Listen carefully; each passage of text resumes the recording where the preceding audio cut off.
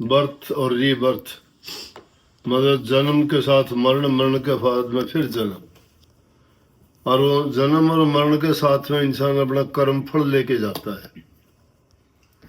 तो जो अच्छे कर्म करके दुनिया में आता है तो उसको अगला जन्म अच्छा सुखी जीवन मिलता है, अच्छा परिवार मिलता है, अच्छे माँ बाप मिलते हैं, अच्छे बेटा बेटी, हर प्रकार से उसकी ज़िंदगी में और लोगों की निस्बत जो बुरा करते हैं उनको अच्छा ही अच्छा मिलता है।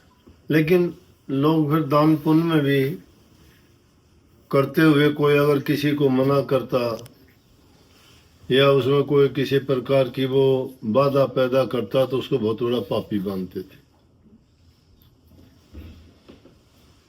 तो जमाने की बात, एक पंडित जी कथा करते थे, काफी लोग कथा सुनने के लिए आते थे, क्योंकि कोई भी कथा कहानी किस्सा या कोई ऐतिहासिक बात जब बताई जाती है, उन बातों को सुन के हम भी अगर उन अच्छी बातों को अपनी जिंदगी में उतारते हैं तो एक प्रकार के वो आदर्श बन जाते हैं कि अच्छी बात माननी चाहिए, बुरी बात को छोड़नी चाहिए। क्यों उनके साथ उनके परिणाम दिखाए जाएं। अच्छी बात का परिणाम जब दिखाया जाए तो इंसान सोचता है अच्छे कर्म करने के कारण देखो उसका अच्छा टाइम बीता, बुरे कर्म के कारण कहते हैं कि देखो इसको अपना कर्म भोगना पड़ा।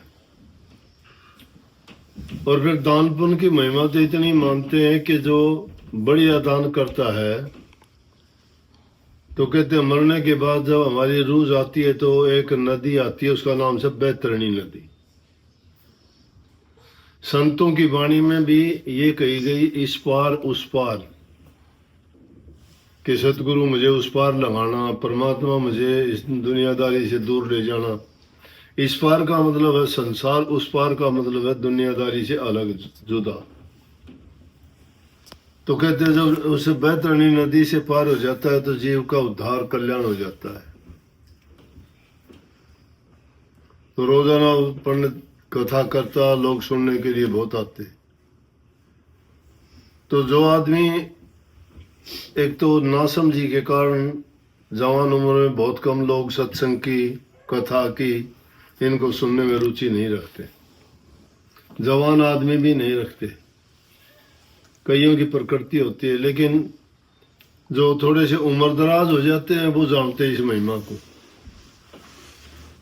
क्यों, बचपन नासमझी का है, जवानी मस्ती का टाइम है, लेकिन बुढ़ापे की उम्र जब आती है तो इंसान को वो अपने भूत को और वर्तमान को देख के अंदाजा लगाता है कि आगे आने वाला टाइम तेरे लिए अच्छा नहीं, बुढ़ापा है, बुढ़ापे में सब दुख होंगे।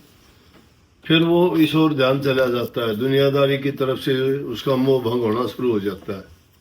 घर से, परिवार से, धन से, दौलत से, या जिन चीजों को वो पूरी जिंदगी इकट्ठा करने में लगा रहता है, आखिरी टाइम में कहता है मेरे क्या काम आएंगे। मुझे भी कई ऐसे सत्संगी माता बहन मिली, वो मेरे को चैन देने लगी। मैं बोला मुझे क्यों दे रही होगी कि मेरे किस काम की है। सोचा मैं एक टाइम था, जमाने का टाइम हुआ, इतना किसे चाव के साथ ही चैन बनवाई होगी कि जब इसको चाव था कि मैं चैन पहनूं, सोना पहन के मुझे अच्छा लगेगा।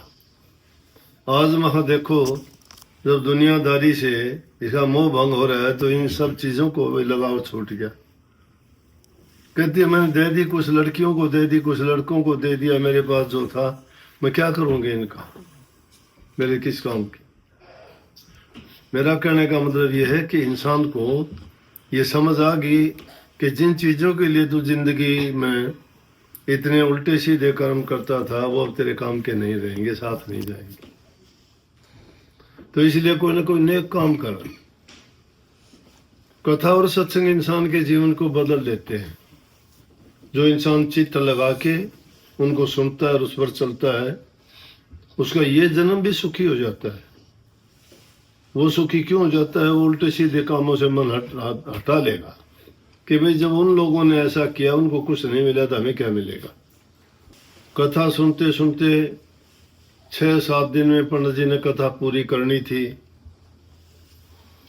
तो जब रोजाना सुनने के लिए लोग आते थे तो अब जो कथा करते उनका तो पेशा था, पेट के लिए रोटी तो चाहिए ना, तो रोटी चाहिए तो उसके बदले में लोग खुश होके अपनी तरफ से कोई ना कोई दान स्वरूप चीज देते, भेंट देते। जब कथा पूरी होने को आई, अगले दिन घोषणा कर दी कि भाई कल को कथा पूरी हो जाएगी, भोग पड़ेगा, जिसने जो कुछ दान पुण्य करना हो वो कल कर देना, परसों में चला जाऊंगा। यथाशक्ति जो लोग जाया करते सोच लेते हैं कि भाई इतने दिन इसने बेचारे ने किया है, चलो मैं भी दे दूं। किसी ने 10 रुपये, किसी ने 5 रुपये, किसी ने 20 रुपये कुछ दिया।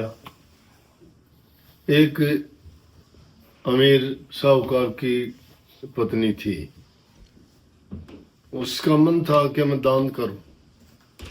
आदमियों की निस्बत ये माता बहन ये दान पुण्य में ज्यादा रुचि रखती है, इंसान इतना नहीं समझता। तो उसने सोचा दान तो मैं करूं, लेकिन कैसे करूं, घरवाला बहुत कंजूस है, और उसको अगर पता लग गया कि मैंने क्या दिया है तो झगड़ा करेगा, मुसीबत पैदा कर देगा, जीने नहीं देगा, तानेबाजी करेगा, रोजाना बुरा भला कहेगा। कैसे करो, चालाकी करी उसके घरवाले की भी नजर थी, क्यों जानता था ये इस प्रकार के दिल वाली है, जरूर कुछ ना कुछ देगी पंडित जी को। उसने बड़ी चालाकी से सुनार के पास गई और कहने लगी एक चांदी की गाय बना दे। चांदी की गाय बनवा ली। चांदी की गाय बनवा के घर में ला के मिट्टी बना के उसके ऊपर से मिट्टी लपेट दी और सुखा ली धूप में, देखने में वो लगे मिट्टी की। तो जब अगले दिन जाने लगी, सेठ साथ गया कि देखूंगा क्या देगी, दान में क्या देगी ये औरत। सब ने कुछ कुछ दिया, वो बेचारी लेगी उसको छिपा के, ले जाके पंडित जी को गाय दे के कहने लगी, पंडित जी ये लो ये गाय, और इसको थोड़ा सा संभाल के लेके जाइयो पंडित जी, मेरे पास यही पूगी है, यही पूगी मेरी ये सामर्थ्य थी, मैं तो यही देश की मिट्टी की गाय आपको, मेरा तो सब कुछ यही मान लियो आप। बोला इसको ले जाइए अच्छी तरह। घरवाला तो खुश हो गया, ओ लोग अच्छा किया काम, मिट्टी की दी है, कुछ नहीं लगा, घर में बनाई थी, मिट्टी की पकड़ा दी। पंडित जी भी खुश हो गया और घर से कुछ नहीं गया। पंडित जी तो उसकी भाषा समझ गया, उसने ये कही अच्छी तरह लेके जाइए कि कोई न कोई रोल है इसमें। उसने लेके मेरी तरह दाग ली यूं। बोला ठीक है। वो जब सारे चले गए,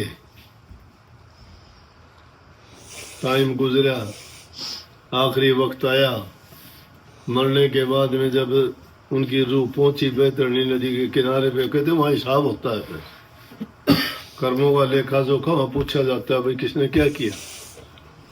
वो जब पहुंचे तो उनसे पूछा गया कि देखो भाई इन्होंने कोई नेक कर्म किया क्या अपनी जिंदगी में। तो उनका जब खाता निकाला तो उसमें देखा गया कि हाँ, सेठानी ने एक बार एक गाय दान करी थी पंडित जी को। मैंने भाई गाय दान करी थी, गाय का जो काम है गाय से कहो, गाय आए और इनका बदला में जो है जो इनका मंशा थी पूरी करे, कि बैतरणी नदी से पार करवाए इनको। बैतरणी नदी से पार करवा दिया तो जीव का कल्याण हो गया। उससे पार नहीं होता तो वो दुनियादारी में फिर इस काल माया के चक्कर में आ जाएगा। तो गाय आ गई, बुलाई, बोला इसी पूंछ पकड़ो भाई, ये तुम्हें बैतरणी नदी से पार ले जाएगी।